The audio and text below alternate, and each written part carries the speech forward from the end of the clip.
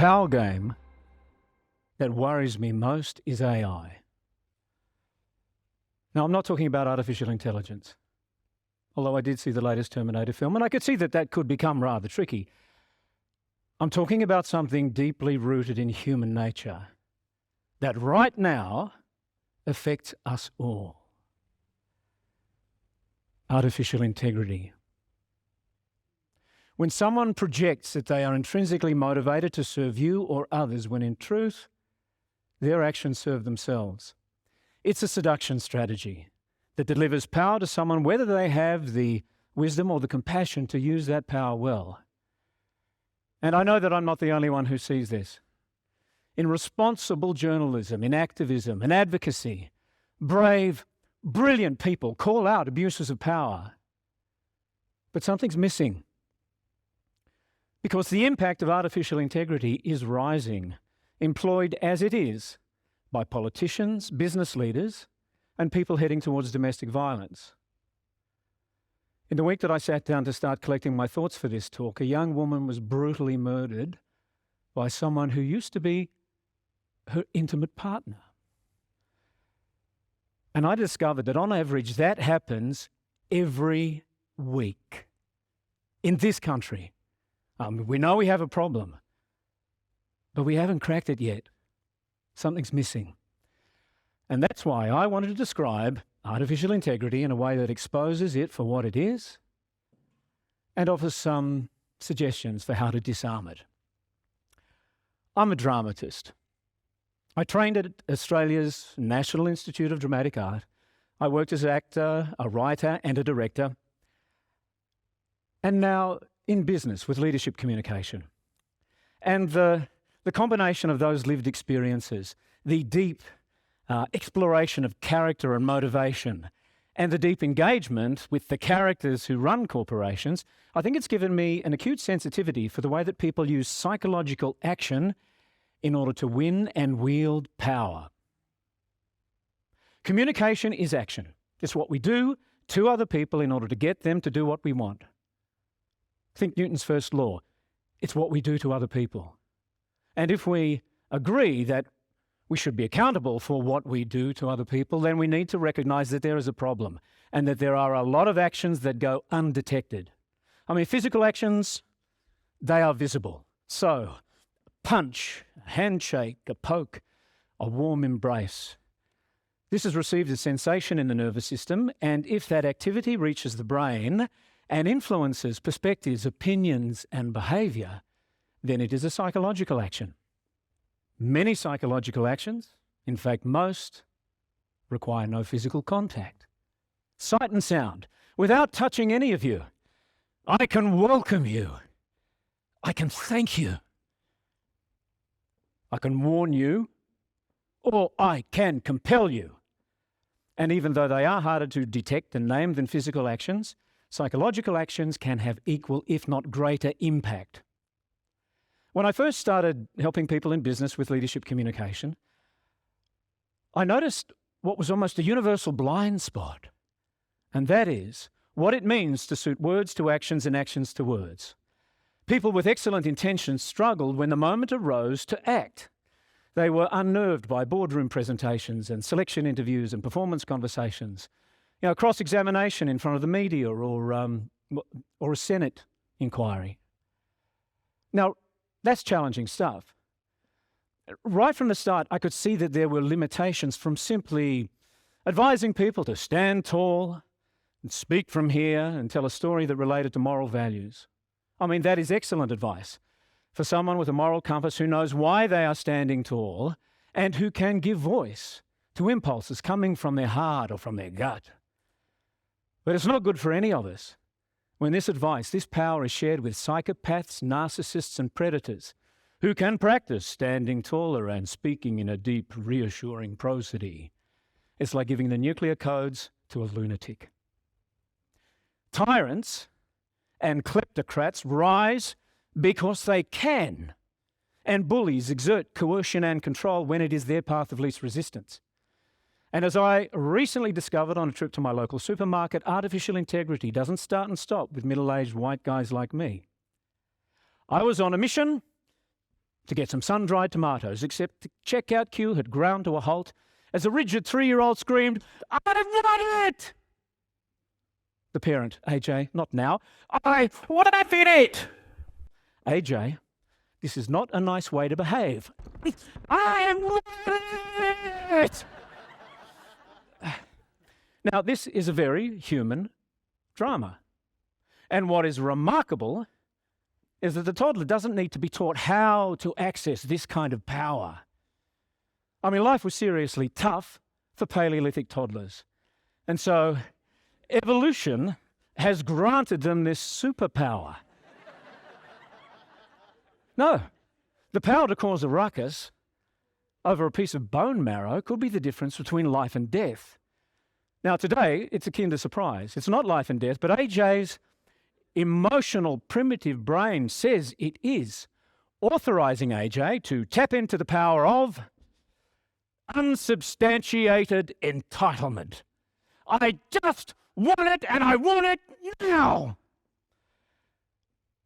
AJ, I'm sorry, you can't have it. But I've been really good. Yeah, quite intuitively, AJ turned it into a moral argument. I've been good, how's that fair? Now, here I think it's useful to reference the work of Jonathan Haidt and colleagues who established moral foundation theory. They defined 6 common heritable ethical intuitions, and yes, fairness is one of them, and there is authority, and there is sanctity, and there is care, stroke aversion to harm, there is in-tribe loyalty, and there is freedom. Psychological actions that resonate with these moral overtones, they breach our rational defenses. This is why the entitled toddler has so much power. But I've been really good. Sorry, AJ, you can't have it. But I'm hungry. It's an appeal to care. No, AJ, we're going home. As we grow, we learn from interactions like this how to acquire and wield power. Now, we hope that AJ learns a valuable lesson. Seems I'm not entitled to the kinder supplies, and behaving like that won't get me what I want. Or maybe AJ learns a different lesson. The problem is that they don't think I'm entitled to the kinder supplies. If I can solve that, I can have anything I want. Now, let's hope that AJ never sees this presentation, because artificial integrity solves that entitlement problem, and I'm going to show you how it works. I'm going to tell you a story in 3 parts. Now, don't think of story structure as merely organizing information. Stories are vehicles that deliver psychological actions into the minds of your target audience. And like a wiry boxer combines a jab, cross, uppercut, the maximum impact. Potent story structure is that sequence of psychological actions that appeal to moral values. So, action number 1.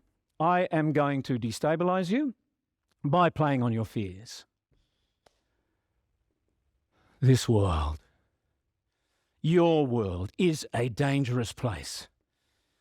There are other people who want to hurt you and take from you what is yours. Second action, I am going to reassure you, presenting myself as your only option.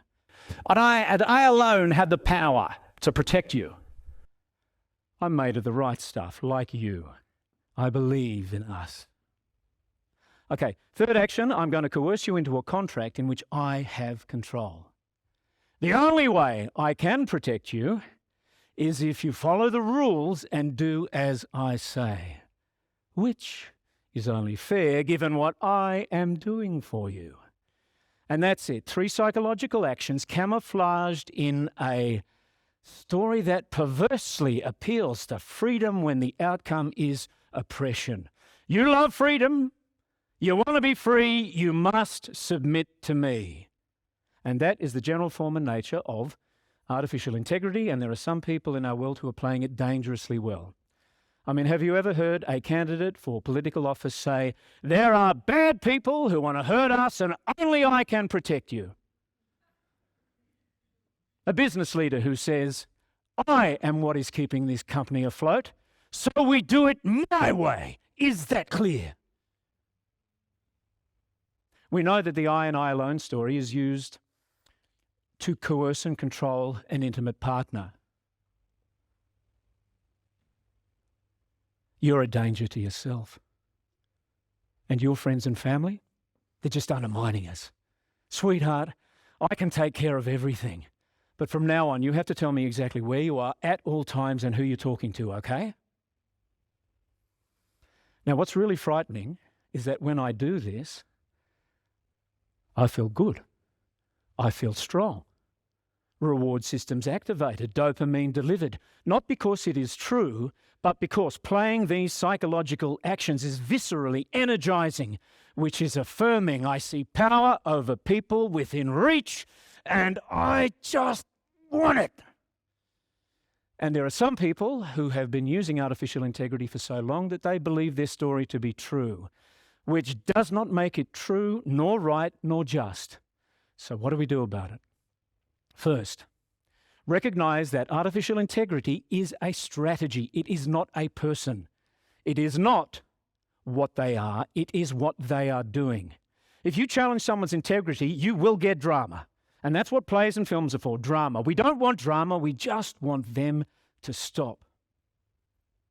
Recognize that it is a strategy based on a lie. The I and I alone can protect you story. Your aim is to safely deconstruct that story in a way that neutralizes that power grab. 2, disarm a story, ask genuine questions. How's the world dangerous to us? That's not a question. That is a challenge. Communication is action. Ask, how is the world dangerous to us? How is it that you're the only one who can provide protection? How is me giving power to you going to work? Now, they will have answers for everything. And if you are not convinced, if you are unmoved, hold your ground and speak the truth. I'm not convinced. I mean, they're not going to like that. But with humility, that's not a challenge. It's a fact. I wish I was. I'm not. I'm not convinced I should be destabilized. I'm not convinced by your reassurance. I'm not convinced that I should agree to your terms. We are entitled to know our own minds, and the truth is, their psychological actions have not moved you. Now, if you're the recipient of an I alone can protect you story, I won't pretend that I know how complex, how frightening, how tiring that must be for you. So my only suggestion is, don't try to handle this on your own. Share your experiences and your thoughts with people who you know have your best interests at heart. If you observe it happening to somebody else, just like you would not allow physical aggression to go unaddressed, I urge you to act against this pernicious psychological aggression. Disarm the story by asking questions and holding your ground. Disarm that story, and illegitimate power crumbles. Not for a minute do I claim to speak for all white middle-aged males, or men with beards for that matter. But being one, I'll say I remember the times that I have resorted to artificial integrity. Did I get what I wanted? I'm left with nothing but regret.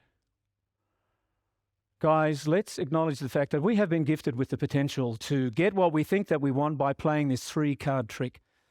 I know that we don't have an exclusive license, but admit it, we can get pretty good at it. We will be rewarded for it. I get the appeal. But to take power over other people in this way is to succumb to the dark side. And there are other ways. There are other power games to play, better ways to achieve that minimize the impact of blind privilege and bias.